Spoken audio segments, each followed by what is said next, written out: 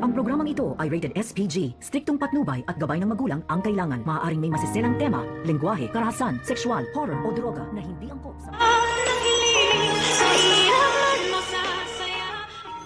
Narito na nga ang ating pakabangan ngayong Biyernes sa abot kamay na pangarap. Dito nga na agad-agad ginamot ni Annalyn Santos ito si Mildred dahil sa nangyari ngang pagkahulog nito at nangingibabaw pa rin kay Annalyn ang pagiging doktor.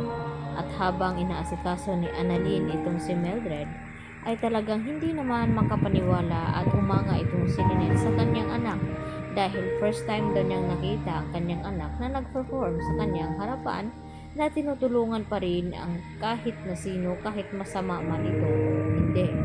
At dahil dito, proud na proud itong si Lynette sa kanyang anak. At dito nga na humahanga din itong si RJ sa kabaitan na pinakita dito ni Annalyn na ginagamot nga itong mga nang hostage sa kanila. Samantala, dito naman na gumawa ng plano itong si Irene dito kay Carlos Benetes nang sa ganon ay mahawakan niya ito sa liig at walang kaalam-alam itong si Carlos na prank lang pala ang ginagawa dito ni Irene sa kanya upang mahulog siya sa bitag nito.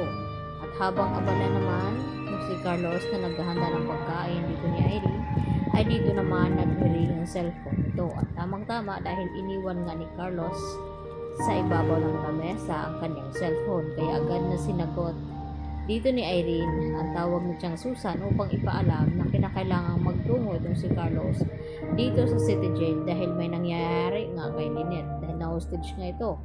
At ang sinabi dito ni Irene na hindi raw makakapunta itong si Carlos dahil may emergency rin daw itong ginagawa at nasa OR. At dito naman na ibinaba na ni Irene ang tawag ni Chang Susan. At habang wala pa itong si Carlos, dito naman na inihanda ni Irene ang kanyang cellphone upang gagamitin niya ito sa pagbe-video na dapat niyang gawin dito kay Carlos. At dito na nga na pumasok itong si Carlos at dito na inumpisahan ni Irene ang kanyang plano upang ma-blackmail niya ng tuluyan itong si Carlos. At muntik-muntik na nga nabanggit dito ni Carlos ang pagkakaroon niya ng anak na doktor. Ito na nga si Zoe. Subalit agad na nakahanap ng alibay itong si Carlos na ang tinutukoy niya ito nga si Harry na hindi nga natuloy ang pagiging doktor. Kaya naman sinabi na lamang iyon ni Carlos na sa ganun na hindi siya mabuking dito ni Irene.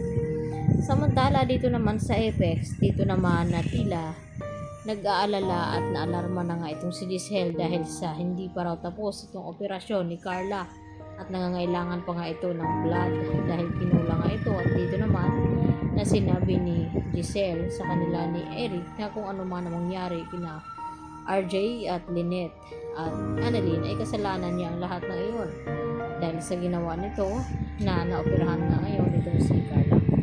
At wala namang kamalay-malay itong si Giselle na tumawag ng palihim itong si Eric dito kay Madam Lutos at ibinalita na niloloko siya di umano ni Giselle na nasa operating room na nga itong kanyang anak at tila nanganganib na nga ito kaya agad na sumiklab ang galit dito ni Lutos at binalikan itong sina Annalyn at RJ at Lynette at dito nga na si Annalyn ang sasalo sa matindi niyang galit dahil sa pangloloko dito ni Giselle habang kausap niya ito at pinaparinig ni Lotus ang boses na nagmamakawa itong si Annalyn at ang kanyang isusunod itong si Zoe at ang kasunod ito namang si RJ at tila natataranta na nga natakot itong si Giselle dahil sa nalaman nga ni Lotus ang kanyang pagsisinungaling. Kaya naman ang ating pagkatutukan at abangan kung ano nga bang kahinatnan dito nila RJ at Annalyn at Lynette at Zoe dahil sa mga kamay dito ni Madam Lotus. Yan lang po at marami pong salamat muli